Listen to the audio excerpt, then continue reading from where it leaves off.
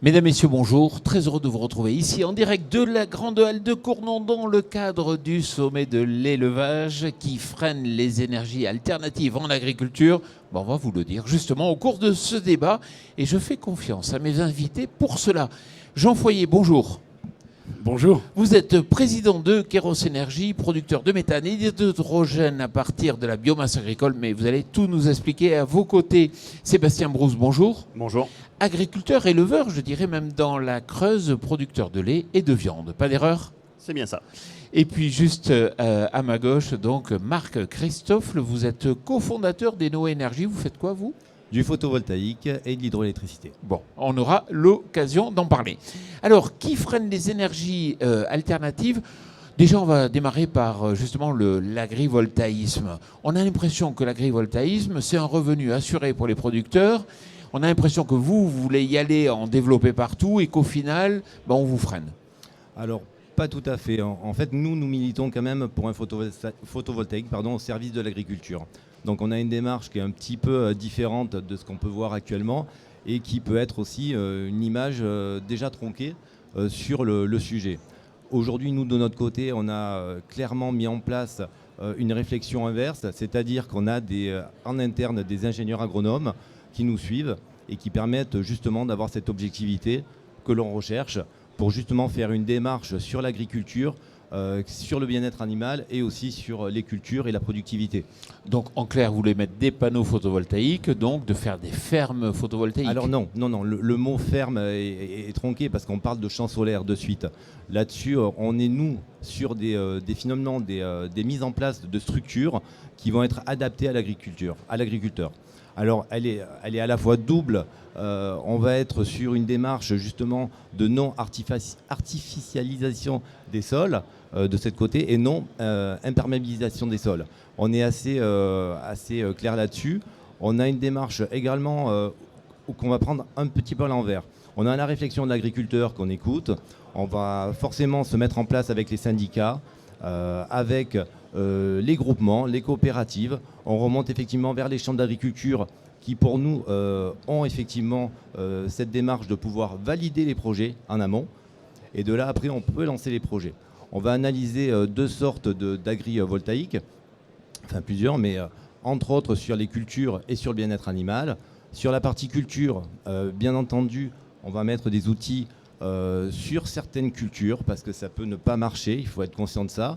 Et si ça ne marche pas, on ne fait pas. On ne va pas investir du temps et des ressources sur quelque chose qui ne va pas marcher. On est conscient de l'enjeu au niveau agricole et de l'agriculteur et c'est ce qui nous intéresse en priorité. Quel revenu pour l'agriculteur qui implante vos solutions de panneaux avec des cultures dessous ? Alors, le revenu, il va passer déjà par l'outil de productivité qui va être optimisé, que l'on finance par le solaire et par le système traditionnel et privé, parce qu'on est effectivement 4 cofondateurs chez Enoé et on a mis effectivement notre première expérience de 10 ans dans le solaire qui était effectivement basée sur le traditionnel. Mais le revenu pour l'agriculteur ? Et le revenu sur l'agriculteur est basé par rapport à l'emplacement géographique, par rapport à au productible solaire. Bon, alors moi je vais le dire, le revenu il est entre 1500 et... Oui, et plus. Et plus 3000 € par hectare. On est dans ces eaux-là, aujourd'hui, on va dire ça. sur le terrain. Sans parler du revenu de la culture qui est dessous. Alors, la culture dessous, il y aura effectivement une vérification par un bureau indépendant pendant 5 ans, de justement calculer ce que ça va produire et peut-être faire des aménagements spécifiques. Et on est très soucieux de ça. On est dans un milieu sur le solaire où ça peut être que de l'opportunisme, où ça peut être une démarche plus personnelle et plus long terme. Mais oui, parce qu'effectivement, qui vous freine le monde agricole, qui n'a pas envie forcément de voir des agriculteurs qui vont toucher de l'argent uniquement avec des panneaux photovoltaïques, même si j'ai bien compris que ce n'est pas ce que vous préconisiez. Sébastien, pourquoi vous n'en mettez pas partout dans la Creuse ? Nous, que les agriculteurs gagnent de l'argent, c'est pas un problème. Au contraire, c'est ce qu'on cherche. Mais après, il faut savoir si on se place sur un plan individuel ou sur un plan collectif. Parce que sur un plan individuel, bien sûr que 3 000 € l'hectare, personne n'est contre. Et compte tenu des revenus des agriculteurs, forcément, ça tente beaucoup d'éleveurs. Surtout que, en plus, l'éleveur qui a de la difficulté à trouver un successeur, plutôt que de s'embêter à chercher un successeur, on est régulièrement sollicité par des entreprises d'agri-photovoltaïsme, donc c'est beaucoup plus simple.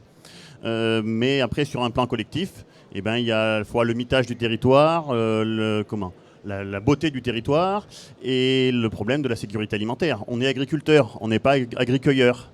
Et notre crainte, c'est que sous les panneaux photovoltaïques, eh ben, on se contente de faire de la cueillette. La cueillette, ça nourrit pas la population. Alors, je suis d'accord avec vous. C'est pour ça qu'on a, et je suis content d'échanger avec vous sur le sujet. En Haute-Vienne, donc justement, on a été appelé pour le coup par la Comcom et la Chambre d'agriculture et les agriculteurs, parce qu'on voit des agriculteurs qui arrivent en bout de cycle et qui n'ont pas de repreneurs. Ils n'ont pas de repreneurs parce que 200 hectares d'exploitation, c'est compliqué à financer aujourd'hui pour des jeunes agriculteurs. Donc on a fait une démarche finalement un peu différente où, parce que bon, il y a aussi une notion où entre guillemets, les personnes qui ne sont pas françaises peuvent faire de l'acquisition foncière sur le territoire français. Et donc on a effectivement on va dire une population étrangère qui vient exploiter les terres françaises.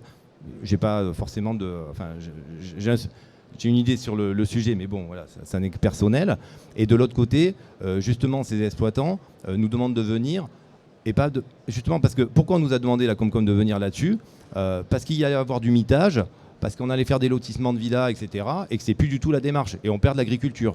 Donc on a décidé effectivement de notre côté de pouvoir participer à notre faible échelle en mettant finalement des familles d'agriculteurs sur ces exploitations que nous on récupère en les finançant et en faisant nos projets d'innovation sans tapisser le terrain de solaire. Ça n'a pas de sens.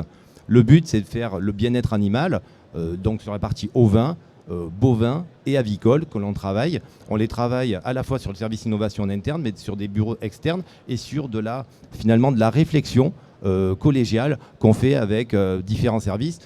Avant-hier, on a vu le ministre de l'Agriculture qui nous a donné un rendez-vous justement pour qu'on puisse échanger ensemble. On a vu hier la présidente du FNSEA avec qui on va échanger. On voit effectivement les syndicats Sinalaf, Palso et IGP Foie Gras pour justement la partie avicole et le bien-être animal. Et le but, c'est justement une occupation du terrain. Et les panneaux, attention, ils sont espacés de façon à ce qu'on ne crée pas une imperméabilisation du sol. Et l'occupation est vraiment très réduite par rapport au parcours. C'est normal que l'État vous demande de venir parce que vous êtes une partie de la solution par rapport aux engagements. On a quand même signé des engagements qui visent à trouver des énergies alternatives et on sait que même, et c'est les fournisseurs d'électricité qui le disent, même si on met des panneaux photovoltaïques sur tout le bâti, sur tout le toit, il faudra quand même aller en chercher aussi au sol. Oui, mais on est très très loin encore d'avoir du photovoltaïque sur tous les toits, sur tous les parkings et ça a même un effet un peu pervers. C'est que je vois sur notre département, les tuyaux ne sont pas forcément assez gros pour emmener toute l'électricité qui est produite. Et donc en fait, avec des projets de champs de photovoltaïque au sol, ça bloque des projets de photovoltaïque sur des bâtiments, des agriculteurs qui voudraient construire des bâtiments photovoltaïques et qui ne peuvent pas parce qu'on leur refuse la construction vu que de toute façon, l'électricité qui sera produite sur ces bâtiments ne sera pas transportable parce que le réseau n'est pas dimensionné. Ça, c'est intéressant. Alors, pourquoi pourquoi il faut nous dire vraiment pourquoi. Je vais vous le dire. Et vous avez raison. En Haute-Vienne, on s'est rendu compte... Alors, nous, on a quand même passé plus de 10 ans de bâtiments agricoles où on fait entre 150 et 200 bâtiments par an. Avec que des agriculteurs, on n'a quasiment jamais fait de publicité, c'était que du bouche à oreille. Et c'est comme ça qu'on a travaillé à notre niveau et à notre échelle. C'était notre participation. Vous avez raison, donc pour répondre à la question, il y a eu un engouement pour les parcs au sol qui était un petit peu sur n'importe quelle terre. Aujourd'hui, on a des concentrations sur les terres polluées et autres. Et hier, il y avait effectivement des terres agricoles qui étaient mises en solaire et tapissées de solaire. Moi, je suis contre. Et notre structure est contre ça. On n'est pas du tout dans cette démarche. Notre volonté aujourd'hui, et donc ce qu'il en résulte, c'est que ces parcs solaires, forcément, ont saturé le réseau. Et donc les postes sources, aujourd'hui, demandent un aménagement spécifique vers RTE et un renforcement du poste. Donc je vous rejoins en Haute-Vienne, il y a des bâtiments qui ont été réalisés ou qui ne peuvent pas être réalisés parce que le réseau est saturé. Et donc forcément, finalement, ce bien-être vis-à-vis des agriculteurs et ce renfort économique que l'on peut apporter via des bâtiments dits gratuits leur permet effectivement de pouvoir à la fois développer leur activité, mais s'ils ne peuvent pas le faire, à ce moment-là, ils vont être bloqués par le côté du réseau et Enedis. en Haute-Vienne, on s'est rendu compte qu'il y avait des problématiques de réseau, surtout la partie sud-ouest, qui a été développée de façon un petit peu industrielle. Notre démarche est complètement différente aujourd'hui. Sébastien, je connais le monde agricole. Il va faire une commission qui va décider là on peut en faire, là on peut pas en faire. C'est le problème d'une gestion collective de la problématique. Évidemment, à titre personnel, c'est beaucoup plus facile. Un agriculteur, c'est un chef d'entreprise, il prend ses décisions, il les assume. Quand on a des responsabilités et qu'on doit gérer un territoire, qu'on doit le gérer de l'aspect économique, de l'aspect social, sociétal, de l'aspect visuel, effectivement, il faut des fois consulter tout le monde pour essayer de prendre des décisions qui sont la plus consensuelles possible. Et malheureusement, c'est peut-être un mal français aussi, on va pas se mentir, ça demande des réunions, ça demande du temps, ça demande de l'administration, de monter des dossiers, qu'il manque la pièce et qu'il faut rajouter. Et ça énerve Marc. Non, ça fait partie du jeu. Aujourd'hui, l'administration, le changement dans le solaire, de toute façon, il se fait limite tous les 3 mois. Donc on est habitué à ce changement régulier depuis plus de 10 ans. Donc on a l'habitude avec mes associés Anthony Haddad et Marc Vatrin, qui était l'ancien directeur général de Ténergie, qui a déjà cette expérience-là, qui était dans un côté effectivement plus axé, on va dire, économique. Et là, effectivement, on est redescendu sur une partie plus humaine et plus sociale pour pouvoir aider l'agriculture. On a une autre 10 ans d'expérience dans le solaire. Et aujourd'hui, on travaille sur, effectivement, quand on a fait les centrales hydroélectriques, vous faites des bassins justement pour la remontée des poissons. Les passes à poissons, exactement. Il y a la police de l'eau qui vraiment met une contrainte environnementale pour qu'on réalise ce qu'on dit. Sur le solaire, effectivement, aujourd'hui, le cahier des charges, il est basé sur la volonté politique de l'entreprise et sur ce que nous, on souhaite faire. Et notre volonté, elle est clairement basée sur la volonté d'être au service de l'agriculture. Et c'est comme ça qu'on le met en place, via des colloques, des discussions, des échanges. Et on passe justement par le bas pour remonter en coopération avec toutes on va dire, les organismes nécessaires. Mais on a un problème administratif qui est réel. Qui est réel, oui, il est réel. Marc, il va falloir maintenant compter avec une autre énergie alternative. Et c'est Jean Foyer qui va nous en parler, puisque Kéros Énergie, vous m'avez envoyé une lettre en disant...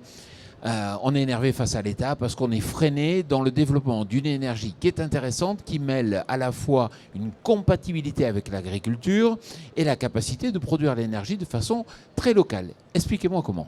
Alors, je vais juste faire un tout petit peu mais pas trop long. Pas de pitch, mais en 30 secondes sur comment m'est venue cette idée en fait. Moi, je suis ingénieur du monde automobile. À la base, je fais des moteurs. J'ai toujours fait des moteurs J'ai commencé par John Deere et puis maintenant, j'étais jusqu'à Ferrari. En taille de moteur.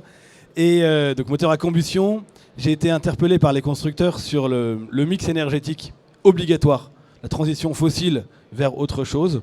Et ça passe par l'électrique. L'électrique, alors pour les voitures, l'ennemi c'est le poids. Pour les tracteurs, c'est l'inverse. Le poids, c'est l'allié. Mais pour les voitures, c'est le poids. Et quand la batterie est vide, tracter une batterie vide, c'est un petit peu inutile. Et en tout cas, et surtout, ça met beaucoup de temps à recharger et puis ça consomme beaucoup d'électricité. Alors c'est très bien pour les ombrières photovoltaïques notamment, parce qu'on peut avoir une ombrière, un parking qui charge sa voiture quand il y a du soleil et quand le panneau fonctionne. Mais ce n'est pas du tout on va dire la solution de masse pour l'ensemble des véhicules. On imagine le 31 juillet entre Marseille et Orange, la station Total qui doit charger tous les véhicules électriques en même temps. On a un bouchon jusqu'à Dijon. La solution n'est pas là. Donc la solution, c'est un mix intelligent, diversifié. Et donc je me suis dit, ok, il y a une possibilité pour faire de l'électricité de manière rationnelle. C'est pas que la batterie, c'est aussi l'hydrogène et puis la combustible. Et quand je me suis dit ça, c'était il y a 4 ans, quelques jours plus tard, je discutais avec ma voisine, voilà, et qui m'a dit qu'elle est agricultrice, elle est éleveuse elle a un bâtiment de pondeuse à louer. Voilà, donc les éleveurs de louer. Et elle fait des vaches également, des partenaises et des céréales. Et elle me dit, mon problème, c'est les rendements de mes sols. Je me suis dit, qu'est-ce que c'est que cette histoire? Moi, je ne connais pas, je suis ingénieur dans l'automobile. Voilà. Et en réfléchissant, ça m'a pris 2 ans. En me disant, mais oui, on peut peut-être faire une solution. On va mettre une tête d'assolement qui s'appelle du chanvre, voilà, qui va rebooster un tout petit peu les sols. Voilà. Il y a plein d'autres propriétés au chanvre, mais celle-là, elle est intéressante parce que ça stocke du carbone très vite, ça apporte une solution pour le sol rapidement, ça bloque les phytos pendant un cycle, etc. Enfin, il y a énormément d'intérêt agronomique.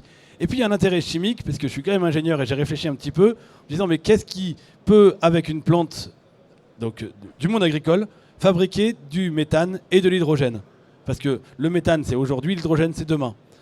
Et ben en fait, on peut le faire. On peut le faire. On fait là vraiment une complémentarité parce qu'un agriculteur seul, ça ne peut pas fonctionner. Il en faut une centaine. Et on y va. Mais tous les gens qui nous écoutent, ils se disent mais comment à partir du chanvre on a du méthane et de l'hydrogène sans rentrer dans le détail chimique. Sans aucun détail très très compliqué. Le chanvre c'est quoi? C'est de la photosynthèse. Donc c'est la plante qui capte du CO2, qui bien sûr absorbe de l'eau par l'eau de pluie, un petit peu dans la terre. C'est 2 fois moins que le maïs, mais elle prend un petit peu de terre d'eau quand même. Et donc on a le CO2 et l'eau, c'est du carbone, de l'oxygène et de l'hydrogène. Je ne vais pas faire de chimie très très compliquée, mais tout ça, en fait, qu'on met dans un réacteur qu'on chauffe très fort, en fait, on va redécomposer le carbone, l'oxygène et l'hydrogène dans un gaz qu'on appelle le gaz de synthèse. Voilà. Et ce gaz, en fait, on va pouvoir ensuite soit le transformer, soit le séparer, pour soit le transformer en méthane, soit l'extraire en hydrogène. Donc je vois bien, on gazéifie, par contre, c'est une catastrophe sur le plan de l'écologie, parce que il va falloir le chauffer, ce four. Ah oui, alors en fait, si on le chauffe et qu'on l'éteint et qu'on le réchauffe et qu'on le rééteint, là on a tout perdu. Par contre, si on le chauffe en continu, on appelle ça une réaction autotherme. C'est-à-dire que la réaction de craquer la molécule va produire de la chaleur. Et le maintien en température va faire que la chaleur va diminuer. Donc on chauffe une fois, on attend 4000 heures. 4000 heures, c'est environ 6 mois. Et pendant 6 mois, on n'a pas à chauffer. Donc c'est une grosse installation. C'est une grosse installation qui nécessite environ 1000 hectares de chanvre par an. Voilà, 1000 hectares, c'est pas énorme, mais effectivement, on ne peut pas faire ça, entre guillemets, à la ferme. Il faut de la complémentarité avec plusieurs. Notre agriculteur de service, il en pense quoi? C'est une opportunité qu'il faut réfléchir. Après, c'est quelque chose de nouveau donc, que je ne connais pas. Mais c'est un projet qui doit se raisonner en plus quand vu les chiffres que vous nous annoncez collectivement, une fois de plus, mais qui, à l'échelle d'un groupe d'agriculteurs, peut, à mon avis, être envisageable. Oui, parce qu'il faut rappeler que le biogaz, au départ, personne n'y croyait. Ça fait quand même un moment qu'on en parle. C'est l'histoire de marché qui en est bloqué. Et effectivement, vous savez travailler en collectif pour se mettre à plusieurs, pour développer. La seule crainte, c'est que, voilà, une fois de plus, du terrain agricole va servir à autre chose qu'à produire de l'alimentation. Et quand on parlait tout à l'heure d'artificialisation des sols, il faut se rendre compte que sur la Nouvelle-Aquitaine, c'est 4000 hectares par an. C'est 100 000 mètres carrés par jour qui sont artificialisés. Ouais, mais ça, il faut faire Et on est de plus en plus nombreux. Mais il faut faire pression sur les députés pour que, justement, il n'y ait plus d'artificialisation. Oui, mais avec une utilisation des terres agricoles pour autre chose que de produire de l'alimentation, on n'est pas dans l'artificialisation, c'est dur à dire, oui. Mais on est quand même dans la diminution du potentiel de production alimentaire de la ferme France. Et Jean, s'il m'a écrit une lettre, c'est pour me dire je suis pas content parce que l'État, justement, me freine. En fait, je suis dans la même situation que la méthanisation il y a 15 ans. Donc moi, je louais, pour ceux qui ne savent pas, c'est dans la Sarthe. Dans la Sarthe, il y a un ancien ministre de l'Agriculture qui est un peu connu. Stéphane Le Foll, on va dire son nom. Oui. Voilà. Candidat à l'élection présidentielle. Candidat à la candidature. Candidat à la candidature à l'élection présidentielle. Voilà, qu'on a invité qui n'est pas venu d'ailleurs, j'en profite pour le dire. Je ne ferai pas le pitch de Stéphane. Mais par contre, ce qu'il m'a dit, c'est ton truc, c'est innovant. Ça va marcher parce que tu es en complémentarité et tu n'es pas en concurrence avec l'alimentation. Et par contre, attends-toi à beaucoup d'obstacles parce que j'ai connu ça avec la méthanisation. Ça va être difficile parce que l'État, le gaz, c'est la Russie, l'Algérie et les Pays-Bas. C'est pas l'agriculture. Et si en plus là tu mets une deuxième filière, encore avec le monde agricole, qui est extrêmement complémentaire avec le reste, en fait, l'État ne croit pas au miracle. Donc il faut lui prouver. Puis il y a le nucléaire quand même un peu. Non? Alors, en plus, je m'attaque à un autre enjeu stratégique qui s'appelle l'hydrogène. On entend beaucoup parler. Bruno Le Maire a dit la semaine dernière, je veux que l'hydrogène aille plus vite, faire plus d'usines à hydrogène. Mais ça, en fait, l'hydrogène que lui entend de manière un peu exclusive, sur lequel, et c'est pour ça que j'ai fait une lettre ouverte aux candidats à la présidentielle, c'est de la diversification et de la diversité. La complémentarité, c'est bien, mais il faut le faire. C'est-à-dire qu'on ne peut pas faire que du nucléaire pour faire de l'électron et de l'électrolyse de l'eau pour verdir l'hydrogène. Et personne ne vous a répondu. Et aujourd'hui, effectivement, la lettre ouverte n'a pas eu encore de réponse, mais je ne désespère pas, je sais qu'elle a été très lue. En tout cas, Jean, je vous souhaite bonne chance. Pareil pour Marc, mais Merci, vous êtes Jean-Paul. déjà une entreprise bien développée. Et Sébastien, merci beaucoup d'être venu ici, justement, débattre de ce sujet. Et puis, merci à vous surtout. Merci. Merci à vous.